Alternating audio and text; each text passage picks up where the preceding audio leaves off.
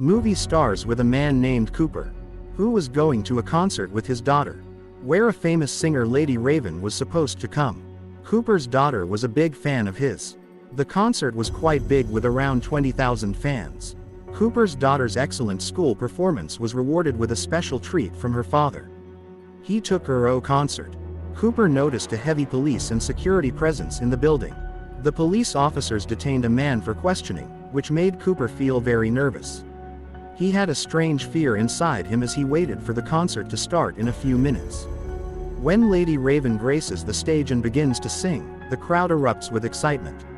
People start screaming in joy, including Cooper's young daughter. Cooper suddenly excuses himself and leaves the hall. He heads to the bathroom, where he discreetly opens his mobile security app. A chilling notification reveals he has kidnapped a young boy and confined him in a basement. Outside, the scene is chaotic.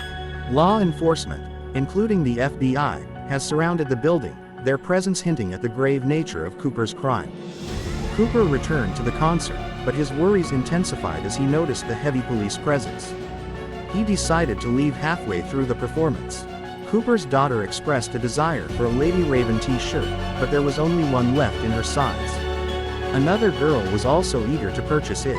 Cooper intervened, gently suggesting to his daughter that she let the other girl have the shirt.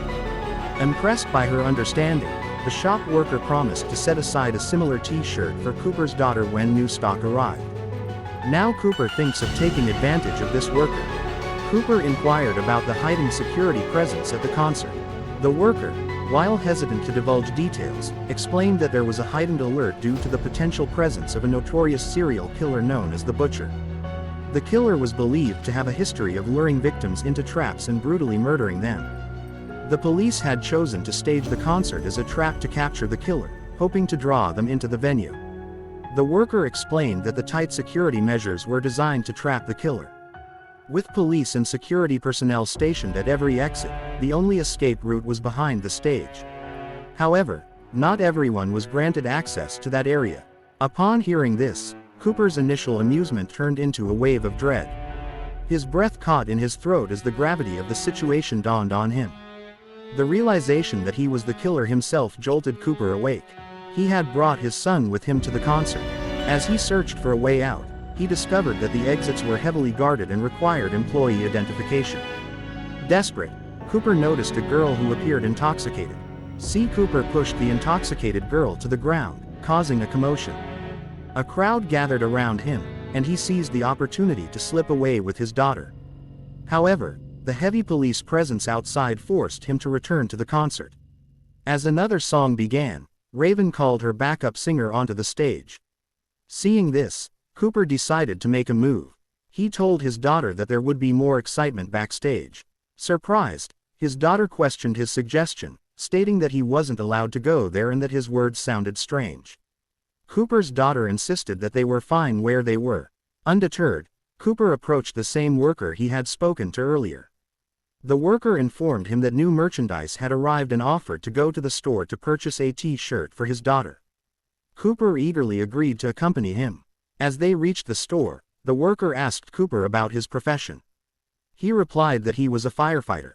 As the worker reached for a box of new merchandise, Cooper discreetly stole his identification card. The worker mentioned that the authorities were planning to apprehend the killer that day. He also revealed that all employees were aware of the operation and had been assigned unique codes. Cooper inquired about the worker's code, and without hesitation, he provided the information: Hamilton. The worker generously gave Cooper the t-shirt as a gift. They then ascended to the upper level. Cooper used the stolen ID card to access a room where the police were holding a confidential meeting. He pretended to be a worker who had simply stopped by for a coffee break, and no one questioned his presence.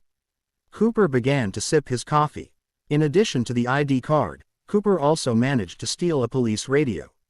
He returned to the concert, where he listened in on the police's operation. He learned that an elderly doctor was leading the investigation. The doctor's role was to identify the killer, as no one had seen their face, and the police only knew they were male. Cooper informed his daughter that he needed to leave again, claiming to have forgotten his credit card. He instructed her to meet him in the parking area if she got lost. With that, he exited the concert.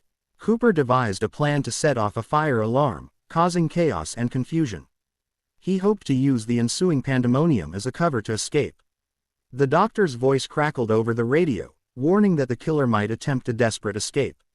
He predicted that the killer would try to sow fear and chaos among the crowd, possibly by claiming a bomb threat or setting off a false alarm. The doctor emphasized that in such a scenario, only children and women would be evacuated. Upon hearing this, Cooper's plan faltered. He realized that his escape strategy had been anticipated. Desperate, he looked for another way out, but the exit leading upstairs was also guarded by police. His gaze fell upon the kitchen, and an idea formed in his mind. He remembered the stove, specifically the deep fryer, which could intensify a fire. He decided to place glass bottles inside the fryer. The glass bottles soon shattered, causing a burst of flames and hot oil that struck a nearby girl, inflicting severe burns. The police, alerted by the commotion and the voice of their chief, rushed to the girl's aid. Cooper, meanwhile, emerged from the kitchen wearing an apron. He encountered the police, who questioned his presence. He feigned innocence, claiming to have come upstairs for fresh air. He mentioned the incident below, stating that he had not witnessed the accident. The police demanded to know Cooper's secret code. He provided the code of the worker he had impersonated, Hamilton. The police requested Cooper's identification card. He began searching his apron, where he had concealed the stolen card. He presented it to the officers, who, upon verification, believed that he was indeed an employee. Cooper's plan to escape had been foiled once again. The injured girl lay in pain, and Cooper's thoughts drifted to his mother. He wondered if her past abuse had contributed to his transformation into a killer. Cooper returned to his daughter at the concert, feeling a growing sense of anxiety. He feared that his luck might run out.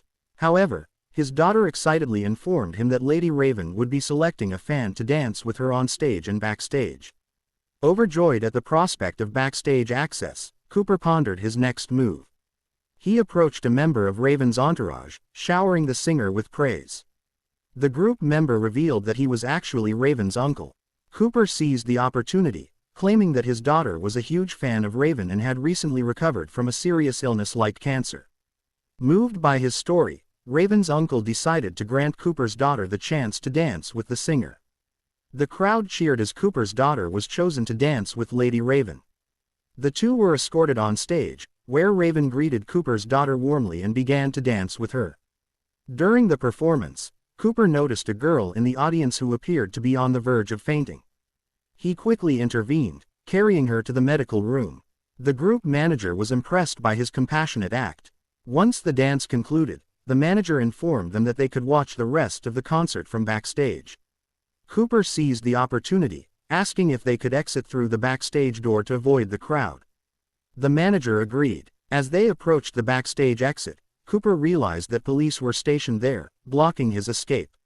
He pondered how to bypass the security without raising suspicion. Lady Raven approached Cooper to bid farewell to his daughter. Cooper requested a private conversation, and she agreed.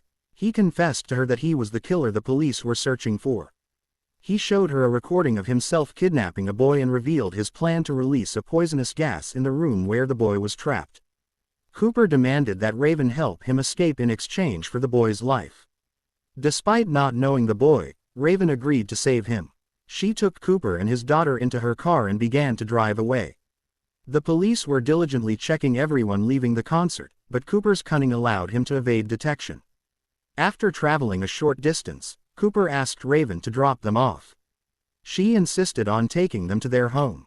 Upon arriving, Cooper's family was unaware of their living situation. He threatened Raven, warning her not to reveal anything to his family or contact the police. Raven engaged Cooper's family in conversation, subtly hinting at the trap they had been caught in. Cooper's facade began to crumble. He urged Raven to leave, claiming she was too busy as a celebrity. Raven insisted on singing a song on Cooper's piano before departing. As she sang, Cooper's daughter sat beside her, and he pretended to be a loving father, recording them. However, Raven seized the opportunity to escape, snatching her phone and running to the bathroom. She locked herself inside, and Cooper pounded on the door, demanding her phone back.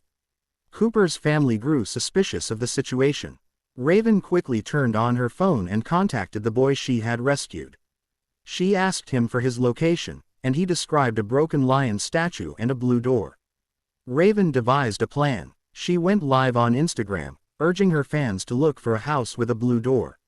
She revealed that a kidnapped boy was being held captive in the basement and pleaded for help. While many fans expressed skepticism, some believed Raven's plea.